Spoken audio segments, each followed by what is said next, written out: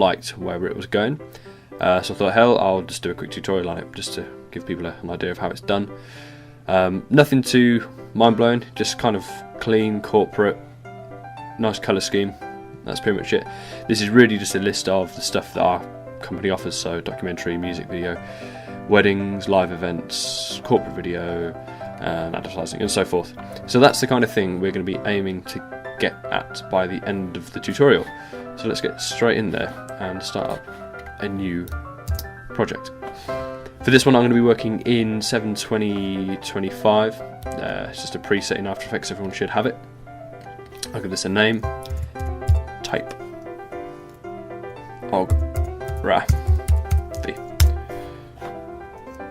Okay, cool. So first off, I'm going to throw in some text.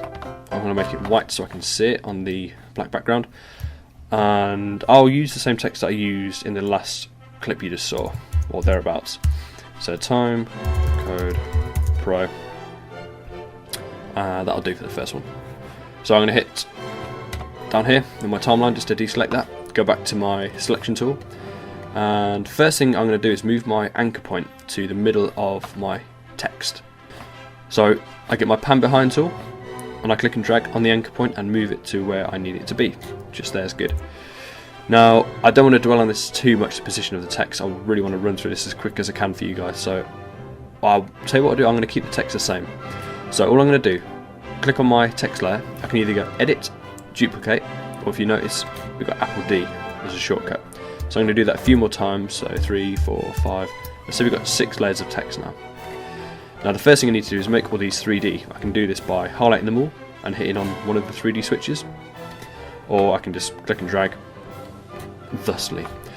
Now if I take a layer of text, I'm going to start spreading these around. So let's put one over here, one down here, one up, and again down here somewhere. Okay, that's cool. I believe that is everyone. 1, 2, 3, 4, 5, 6. Good. Okay. Next up, I'm going to position them in 3D space, sort of offsetting them on the y-axis mainly, maybe on the z and the x, but predominantly it's going to be on the y-axis. So if I click and drag, highlight all of my bits of text, and I hit R on the keyboard for rotation. Now what I don't want to do here is change my orientation. It's just my y, x, y and z. So let's take this one here, I've got over here. I'm going to spin that off 90 degrees on the y and start that over here somewhere.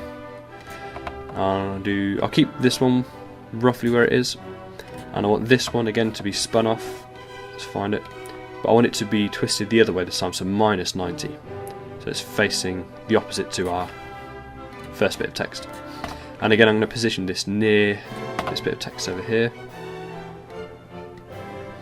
Now this is admittedly quite crude at the moment, but it's just enough for me to get an idea of where things are. Now I'm going to take this one and flip it 180 degrees on the y-axis, so all the way around, and place it roughly at the end of the last bit of text I use. What should we do with this one? Let's spin this one off. Let's go crazy with this one. Let's spin it off. Oh no, I won't do that. I'm going to spin it this way on the Z, and yeah, we'll flip it along the Y as well. 180. All the time I'm keeping the numbers divisible by 90, so 90, 180, 270 and so on. Let's get that roughly beneath this one, somewhere around there, and then finally this one will come along the bottom like that and move it back a bit so it's roughly in line with it. Okay, so it's going to look a little weird. It's the same word repeated over and over again, but just so you guys get an idea of the motion, that's what this is all about. So next up we're going to go layer, new camera. Camera 128mm, that's fine. Hit OK. I hit C on the keyboard, or I can go up here to my camera selection tool. So I've got unified orbit, track, track in Z, so back and forward. So if I click and drag with my orbit tool, I can start to see how the text is laid out. Now at the moment it's a little messy. I can kind of see where I want to be with it, so I'm just going to tidy this up a bit. So I'm going to take this bit of text, I'm going to slide that along and back to C. C on the keyboard, a little shortcut to get back to your camera. And we hop in between C and V. So V selection, C camera. I'm I'm just going to get this in line with the text that I want it to be in line with. Okay. Okay, somewhere around there. And again, this one, I'm going to line it up over here at the end of the O.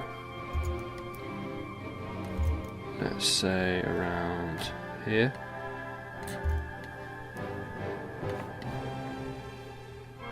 Not quite right, about there. Okay, that'll do.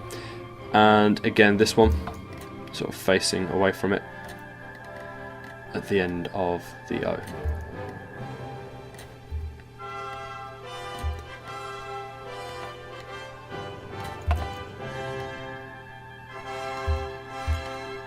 Okay, that'll do. Okay, we're getting somewhere now. The last bit I need to change is this one just here. So I move that a bit more snug under there. That's cool. And finally, my layer at the bottom. Just going to give that a bit of space. Okay, cool. That's looking cool. So it's just a random kind of shape. You could go really creative with this, make a kind of 3D cube if you like, and obviously make the camera fly from one to the other. So that's what we're going to do next. I'm going to delete the camera that I've got on there at the moment. You'll see why in a minute. So I hit delete.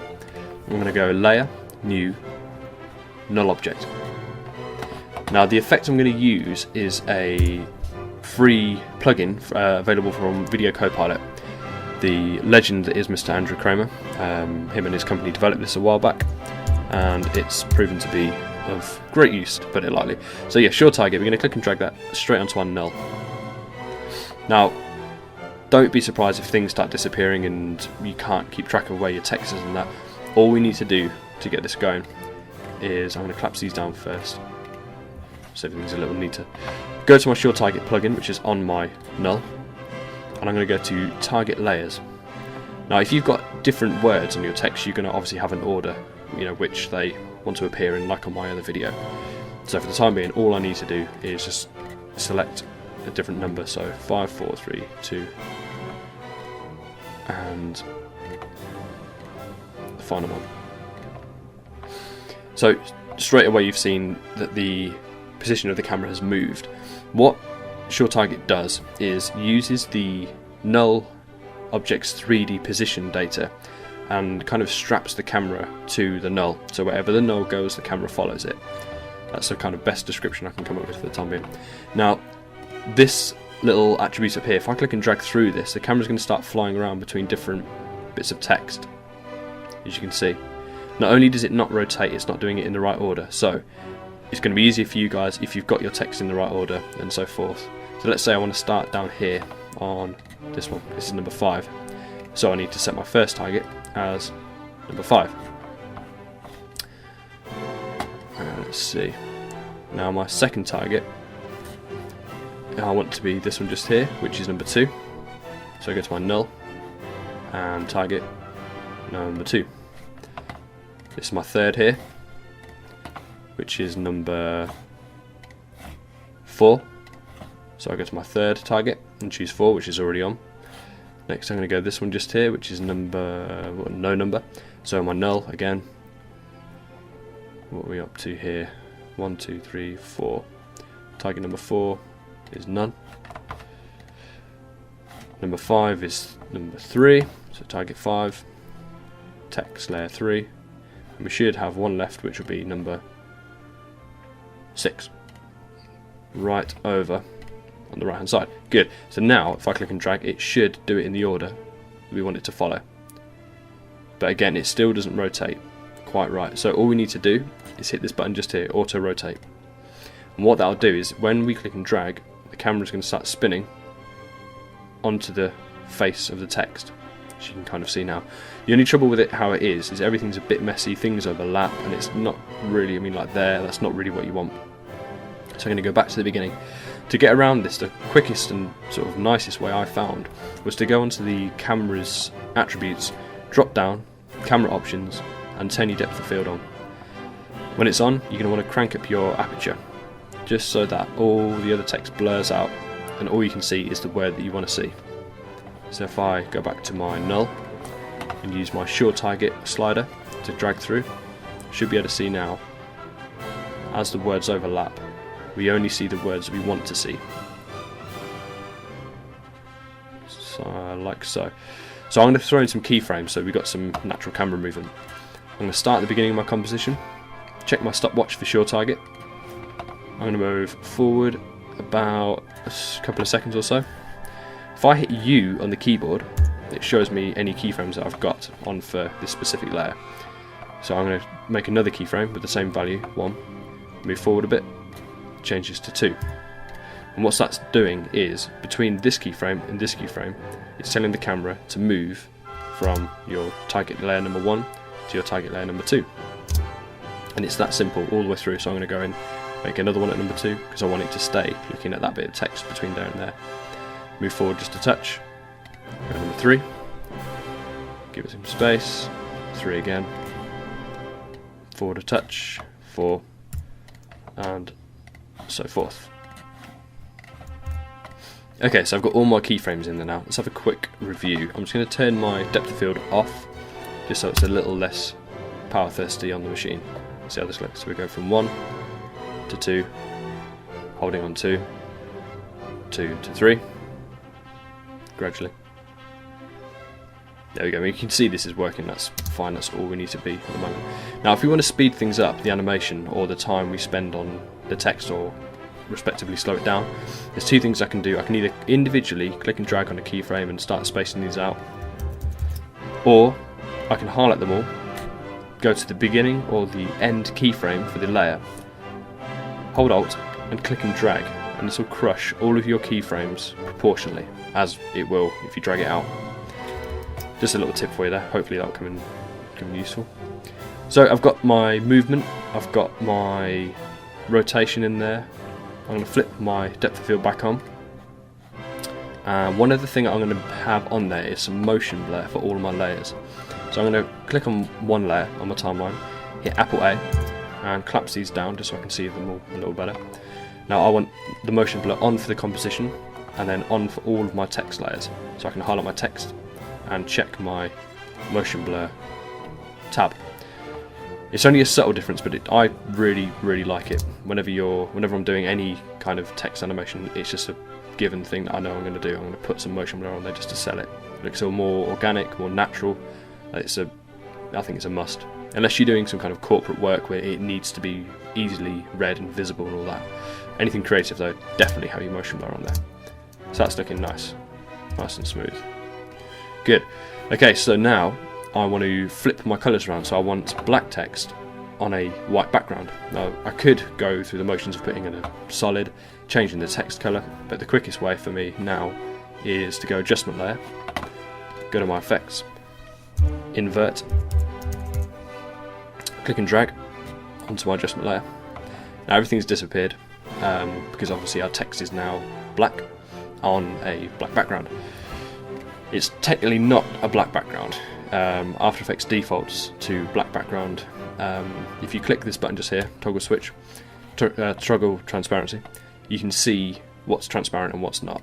So obviously I can see that my text is there and there's not really a background.